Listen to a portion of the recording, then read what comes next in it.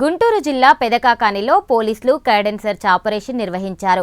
ప్రజలకు గంజాయి ఇతర మాదక ద్రవ్యాల దుష్పరిణామాలపై అవగాహన కల్పించేందుకు సంకల్పం కార్యక్రమాన్ని నిర్వహించారు.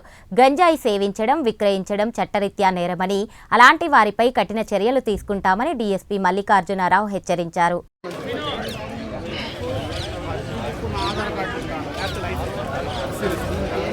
వెహికల్ వైపు చూస్తా పరిస్థితి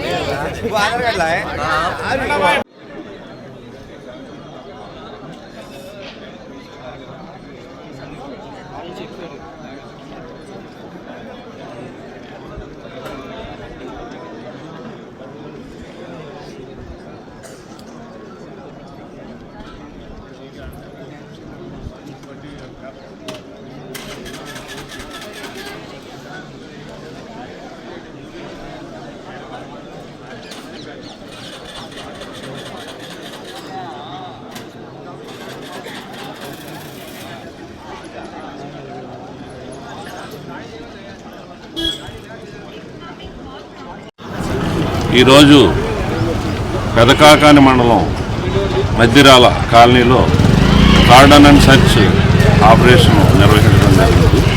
ఈ ఆపరేషన్లో మా గుంటూరు నార్త్ సబ్ డివిజన్ నుండి దాదాపు 100 మంది పోలీసు అధికారులు ఈ కార్యక్రమం యొక్క ముఖ్య ఉద్దేశం మన Guntur range IGP Shri Sarvashreshth Tripathi IPS గారు, అలాగే మన గుంటూరు ఎస్పీ శ్రీ అతుల్ జిందాల్ ఐపీఎస్ గారు, వీరు గత 15 రోజుల నుండి కూడా మన గుంటూరు జిల్లాని, అలాగే గుంటూరు జిల్లా యువతని డ్రగ్స్కి దూరంగా ఉంచాలి, అలాగే గుంటూరు జిల్లాని డ్రగ్స్ రహిత జిల్లాగా ఉంచాలి అనే ఒక ప్రధానమైన ఉద్దేశంతో అనేక కార్యక్రమాలు నిర్వహించమని ఉత్తర్వులు ఇచ్చినారు.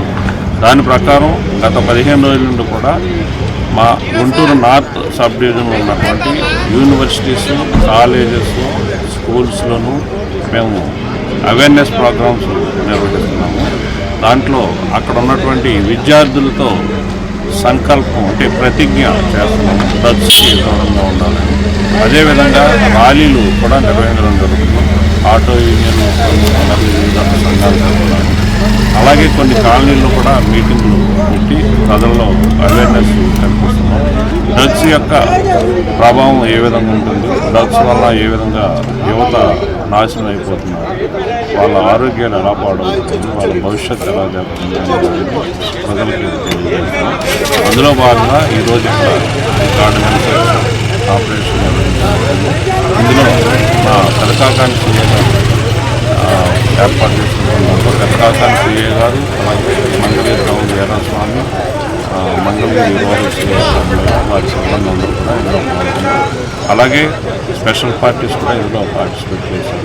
ఈ ఆపరేషన్లో దాదాపు 10 మంది పాత నేరస్తుల్ని ట్రేస్ చేసి వాళ్ళకి కౌన్సిలింగ్ ఇవ్వడం జరుగుతుంది. అదేవిధంగా 101 2 వీలర్స్ను కూడా సీజ్ చేయడం జరిగింది. రికార్డులే ఈ 101 వెహికల్స్ కూడా వెహికల్ నెంబర్ లేనివి, అలాగే రికార్డు లేనివి.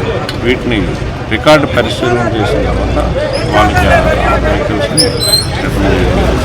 కాబట్టి ఈ సందర్భంగా ప్రజల్ని మేము కోరేది ఏంటంటే డ్రగ్స్కి దూరంగా ఉండాలని, అలాగే ఈ ప్రాంతంలో ఎక్కడైనా సరే డ్రగ్స్ కన్జ్యూమ్ చేస్తున్నా, అమ్ముతున్నా, ట్రాన్స్పోర్ట్ చేస్తున్నా, దాచి ఉంచినా సరే వారి గురించి సమాచారాన్ని మాకు తెలియజేసినట్లయితే మేము దాన్ని సీక్రెట్గా